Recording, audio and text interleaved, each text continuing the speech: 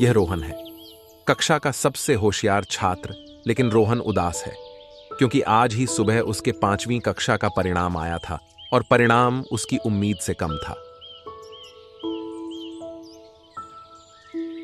रोहन ने जब से अपना रिजल्ट देखा तब से वह बहुत दुखी था। न तो उसने कुछ खाया था और न ही वह अपने दोस्तों के साथ खेलने गया था। सुबह से वह बस घर की बाहर की सीढ़ियों के पास बैठा रहा। वह अंदर ही अंदर टूट रहा था। उसके मन में कई प्रकार के गंदे विचार आ रहे थे।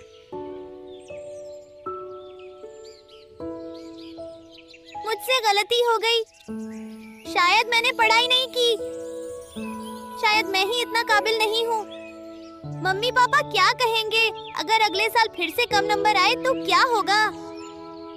शायद अब सब यही सोचेंगे कि मैं पढ़ाई में अच्छा नहीं हूँ। राहुल के ज्यादा नंबर आए हैं। अब मुझे उसके पीछे रहना पड़ेगा। सब राहुल की तारीफ करेंगे, मेरी नहीं। शायद मैं पढ़ाई के काबिल नहीं हूँ। अब सभी लोग मुझे डांटेंगे। मैं क्या करूँ? बेटा रोहन, यहाँ क्यों बैठे हो? अंदर आओ और अपना रिजल्ट तो बताओ, कैसा रहा? मम्मी, मैंने पढ़ाई की थी लेकिन नंबर फिर भी कम आए। कम नंबर आए? तुम पागल हो क्या? नंबर कैसे कम आ गए? मैं पागल नहीं हूँ। पागल नहीं हो तो नंबर क्यों कम आए हैं? बोलो, चुप क्यों हो? शायद पापा से बताना पड़ेगा, तभी अक्ल ठिकाने आएगी।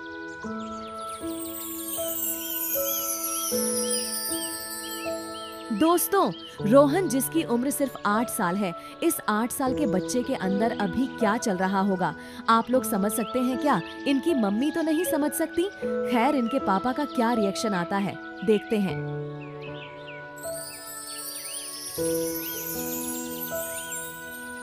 मैं इतनी मेहनत करके तुम्हारे महंगे स्कूल की फीस जमा करता हूँ। तुम्हें जरा सा भी अंदाजा है पैसे कमाना कितनी मेहनत का काम है? मैंने पहले ही कहा था कि मैथ्स में कम नंबर नहीं आने चाहिए, वरना तुम्हारी खैर नहीं। और देखो तो मैथ्स में ही कम नंबर आए। शायद तुम पागल हो, तुम्हारे पास दिमाग नहीं है पढ़ाई के लिए। मैं जब तुम्हारी उम्र का था तो मैं काम के साथ साथ पढ़ाई भी करता था और तुमसे ज़्यादा नंबर आते थे। अरे तुमने तो मेरी नाक कटा दी समाज में। लोग क्या कहेंगे इतने महंगे स्कूल में पढ़ाने के बावजूद नंबर कम। शुक्ला जी के बेटे के कितने नंबर आए हैं? 100 में से 100। और तुम्हारे 78 नंबर? इतने कम?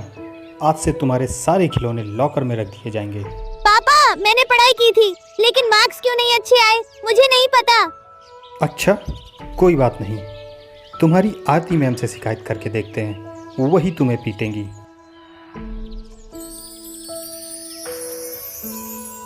दोस्तों, इस 8 साल के बच्चे के साथ वही हो रहा है जो जेल में बंद कैदी या फिर पिंजरे में बंद पक्षी के साथ होता है।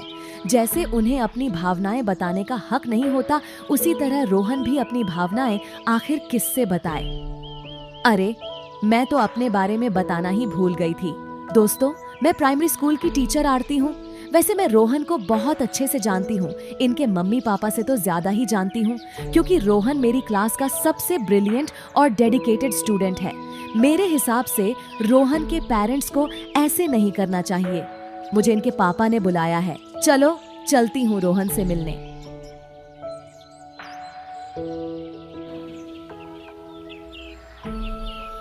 तो आपके कहने का मतलब है मुझे अपने बच्चों को डांटना नहीं चाहिए? बिल्कुल नहीं। अरे, मैं इतनी मेहनत करके पैसे कमाता हूँ ताकि उसकी महंगे स्कूल की फीस जमा कर सकूँ और ये अच्छे से पढ़ सके। अब नंबर कम आएंगे तो डांटेंगे नहीं तो क्या करें? देखिए भाई साहब, सबसे पहले तो आप बच्चे के सामने ये मत कहिए कि मैं इतनी मेहनत करके आपके स्कूल की फीस जमा करता हूँ। महंगे स्कूल की चॉइस इस 8 साल के बच्चे की नहीं थी, बल्कि पड़ोसी से प्रेरित होकर आपकी थी। तो बार बार इसे रोहन को मत सुनाइए, इसमें इसकी क्या गलती है? अरे मैडम, कमाल करती हो आप। महंगे स्कूल में डालना क्या गुनाह है? और मैं अपने बच्चे से ये कहता हूँ तो क्या इसमें क्या गलत है? गलती ये नहीं है कि आपने महंगे स्कूल में डाला, गलती ये है कि महंगे स्कूल में डालने के बाद आपने सारी जिम्मेदारी स्कूल पर छोड़ दी और खुद सारी जिम्मेदारियों से दूर हो गए। ऐसा बिल्कुल भी नहीं है। मुझे अपनी सारी जिम्मेदारी का एहसास है। ऐसे कैसे कह सकती हो आप? अगर सारी जिम्मेदारी का एहसास है तो क्या आपको पता है आपका रोहन घर में कितनी देर पढ़ाई करता है और रोहन का पढ़ाई के प्रति क्या डेडिकेशन है? क्या रोहन को पढ़ाई में रुचि है? ये सब इसीलिए नहीं जानते क्योंकि आप अपनी जिम्मेदारी को महंगे स्कूल पर छोड़ रखी है। मैं आपको बताती हूँ, आपका रोहन क्लास में सबसे होशियार है और खासकर मैथ्स में सबसे ज्यादा होशियार है। फिर भी नंबर कम आए, क्यों? आपने महंगे स्कूल में पढ़ाने के बाद ये सोचा कि इससे ज्यादा नंबर आएंगे, तो आप बिल्कुल गलत हैं।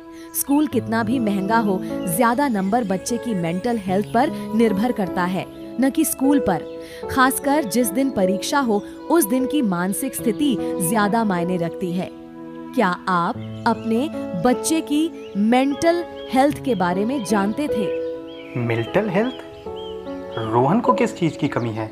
इसके पास तो महंगे खिलौने, महंगा स्कूल, सारी सुख सुविधाएं हैं। अब भी मुझे इसकी मेंटल हेल्थ के बारे में सोचना पड़ेगा। जी हाँ, अब भी सोचना पड़ेगा।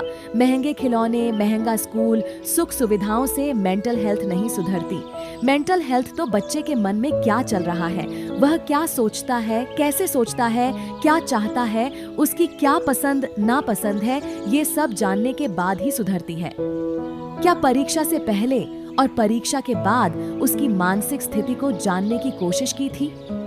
अगर जानते होते तो परीक्षा से पहले ये नहीं कहते कि मैथ्स में नंबर कम आए तो तुम्हारी खैर नहीं। इस वाक्य से शायद आपको इतना डर नहीं लगेगा, लेकिन इस 8 साल के बच्चे के अंदर इस वाक्य से एक डर भर गया था जिसे आप नहीं जानते थे और न ही कभी जानने की कोशिश की। तो क्या हुआ? मैंने कहा इससे इतना क्या सोचना? चलो मैं समझाती हूँ। डर या भय बच्चे के अंदर तनाव बढ़ाता है। तनाव आपके अंदर हो या बच्चे के अंदर, तनाव हमेशा दिमाग पर असर डालता है, उसकी मेमोरी पर असर डालता है, वह चीजों को भूलने लगता है। ये सब धीरे धीरे होता है। अगर आप समझ गए हो कि तनाव में एक जवान आदमी तो काम कर नहीं सकता, तो फिर आपने ये कैसे सोच लिया कि रोहन परीक्षा में अच्छा प्रदर्शन करेगा? आई एम सॉरी मैडम, मुझे अब समझ आ गया है। मुझे ऐसा नहीं करना चाहिए था। मुझे उसकी मेहनत और उसके डेडिकेशन को देखना चाहिए। मैंने तो बस स्कूल को देखा, ये मेरी गलती है। लेकिन मैडम, क्या कम नंबर आने पर अपने बच्चों को डांटना नहीं चाहिए? बिल्कुल डांटना चाहिए। ये मैंने कब कहा कि डांटना नहीं चाहिए, लेकिन बच्चे की मानसिक स्थिति को जानने के बाद ही कुछ कदम उठाना चाहिए। चलिए मैं आपको बताती हूँ कि अगर बच्चों की मानसिक स्थिति को जाने बिना आप उन्हें डांटते हैं तो उसका क्या असर होता है। रिजल्ट खराब हो जाने पर अगर बच्चों को डांट और फटकार पड़ती है तो इससे उन पर काफी नकारात्मक प्रभाव पड़ सकते हैं। आत्मविश्वास का कम होना। अगर बच्चों को खराब रिजल्ट के लिए डांटा जाता है तो उनका आत्मविश्वास कम हो सकता है। उन्हें लगने लगता है कि वो योग्य नहीं है और उनका विश्वास अपने ऊपर से उठ जाता है। डर का पैदा होना। डांट और फटकार से बच्चों के मन में डर बैठ जाता है। यह डर सिर्फ रिजल्ट के समय ही नहीं बल्कि हर परीक्षा या टेस्ट के दौरान उन्हें सता सकता है। इसका प्रभाव उनकी पढ़ाई और कुल मिलाकर उनकी लर्निंग पर पड़ता है। तनाव और चिंता। डांट पड़ने से बच्चों में तनाव और चिंता पैदा हो सकती है। उन्हें परीक्षाओं और परिणामों का डर लगने लगता है जो उनके मानसिक स्वास्थ्य पर बुरा प्रभाव डालता है। कभी कभी यह क्रॉनिक तनाव का रूप ले सकता है। पढ़ाई में रुचि कम होना। जब बच्चों को रिजल्ट पर डांटा जाता है तो वो पढ़ाई को सजा या तनाव का कारण समझने लगते हैं। उनकी पढ़ाई से रुचि कम हो जाती है जो उनकी शिक्षा के लिए अच्छा नहीं होता। व्यवहार में समस्याएं। नकारात्मक प्रतिक्रिया मिलने पर बच्चों में व्यवहारिक समस्याएं पैदा हो सकती हैं। वो जिद्दी या विद्रोही हो सकते हैं या फिर अपनी भावनाओं को छिपाना शुरू कर सकते हैं जो उनके भावनात्मक विकास के लिए नुकसानदायक होता है। माँ बाप और बच्चों के रिश्ते में दूरियां। अगर माँ बाप हर रिजल्ट के बाद डांटते हैं तो बच्चों और माँ बाप के बीच में भावनात्मक दूरियां आ सकती हैं। बच्चे अपनी बातें माँ बाप से शेयर करने से कतराते हैं, जो रिश्ते में कम्युनिकेशन गैप क्रिएट करता है। यह जरूरी है कि माँ बाप बच्चों के रिजल्ट को सिर्फ एक फीडबैक समझें और उन्हें मोटिवेट करें। डांटने से ज्यादा उन्हें समझाने और समर्थन देने की जरूरत होती है, ताकि वो अपनी गलतियों से सीखकर आगे बढ़ सकें। ओह, अब मैं समझा मेरे डांटने से रोहन पर क्या असर हो सकता है। लेकिन मैडम, अगर डांटे नहीं तो उन्हें कैसे समझाएं, कैसे बताएं और क्या करें? आपने सबसे अच्छा प्रश्न किया है। चलिए मैं आपको बताती हूँ। रिजल्ट खराब हो जाने पर बच्चों को मोटिवेट करने के लिए माँ बाप को ये स्टेप्स फॉलो करने चाहिए। शांत रहें और सुनें। सबसे पहले माँ बाप को शांत रहना चाहिए और बच्चे को अपनी फीलिंग्स एक्सप्रेस करने देनी चाहिए। बच्चों को यह बताने दें कि उन्होंने क्या महसूस किया जब उनका रिजल्ट खराब आया। उनकी बातें ध्यान से सुनना उनके लिए एक इमोशनल सपोर्ट का काम करेगा। प्रयास की सराहना करें। रिजल्ट चाहे जैसा भी हो, बच्चे के प्रयासों की सराहना जरूर करें। उन्हें बताएं कि उन्होंने जितनी मेहनत की वह मायने रखती है। यह उनका कॉन्फिडेंस बनाए रखने में मदद करेगा। गलतियों से सीखने पर जोर दें। बच्चों को यह समझाएं कि हर गलती एक नई सीख देती है। उनके साथ मिलकर एनालाइज करें कि कहाँ गलती हुई और अगले साल कैसे सुधार किया जा सकता है। यह अप्रोच उन्हें प्रॉब्लम सॉल्विंग स्किल्स सिखाएगी। छोटे लक्ष्य सेट करें। बच्चों के लिए छोटे अचीवेबल गोल्स सेट करें, जिन्हें वे स्टेप बाय स्टेप अचीव कर सकें। यह उन्हें एक स्पष्ट दिशा देगा और उनका फोकस और कॉन्फिडेंस बनाए रखेगा। सकारात्मक वातावरण बनाएं। घर में एक सकारात्मक वातावरण बनाएं, जहां बच्चे अपने स्ट्रगल्स के बारे में बिना डरे बात कर सकें। उनकी उपलब्धियों को सेलिब्रेट करें। छोटी छोटी विक्टोरीज का भी अपनी फैमिली में महत्व होना चाहिए। रोल मॉडल्स के उदाहरण दें। बच्चों को उन लोगों के उदाहरण दें जो शुरुआत में फेल हुए थे, लेकिन उन्होंने मेहनत से सफलता पाई। ये कहानियां बच्चों को प्रेरित करेंगी कि फेलियर एंड नहीं है, बल्कि एक नया शुरुआत है। स्वस्थ आदतों पर ध्यान दें। बच्चों के रूटीन में स्वस्थ आदतें शामिल करें, जैसे कि regular study time, proper sleep और फिजिकल एक्टिविटी। यह उनकी मेंटल और फिजिकल वेलबीइंग के लिए जरूरी है, जो उनकी ओवरऑल परफॉर्मेंस पर भी असर डालेगा। प्रोत्साहित करें। हमेशा उन्हें प्रोत्साहित करते रहें। उन्हें यह बताएं कि आप उन पर विश्वास करते हैं और अगले साल वे और अच्छा करेंगे। आपके पॉजिटिव शब्द उनके लिए बहुत मोटिवेटिंग हो सकते हैं। इन सभी स्टेप्स से बच्चों को अपने खराब रिजल्ट से उबरने और अगले एग्जाम्स के लिए मोटिवेटेड रहने में मदद मिलेगी। मैडम, आज आपने बहुत कुछ बताया, जिससे हमें अपने बाप होने की असली जिम्मेदारी का एहसास हुआ है।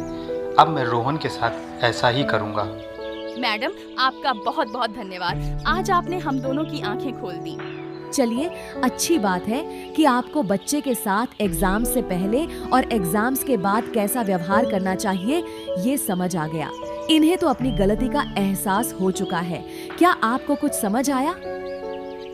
मिलते हैं अगले पेरेंट्स से और देखते हैं वो क्या गड़बड़ कर रहे हैं अपने बच्चों के साथ। दोस्तों, अगर कहानी पसंद आई हो तो लाइक जरूर करें और इसी तरह की और कहानियां देखने के लिए हमारे चैनल नटखट आर्या को सब्सक्राइब करना ना भूलें।